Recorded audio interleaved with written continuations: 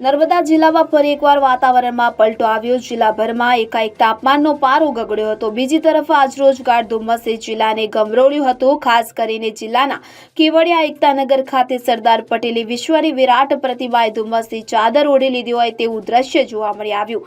એકતાનગરમાં આજરોજ ઝીરો વિઝિબિલિટીનો માહોલ સર્જાયો હતો। સ્ટેચ્યુ ઓફ યુનિટી પર ધુમ્મસ એટલું ગાઢ હતું કે સરદારની પ્રતિમા પણ દેખાતી નથી। સ્ટેચ્યુ ઓફ યુનિટી પર કોલ્ડ વેવનો માહોલ સર્જાતા ઠંડી અને ભેજની કારણે પ્રવાસીઓની સંખ્યા ઘટી હતી। જો કે ચારે બાજુ કુદરતી સૌંદર્ય જોઈને અનોખો માહોલ જોઈ પ્રવાસીઓ પણ ઝૂમી ઉઠ્યા હતા।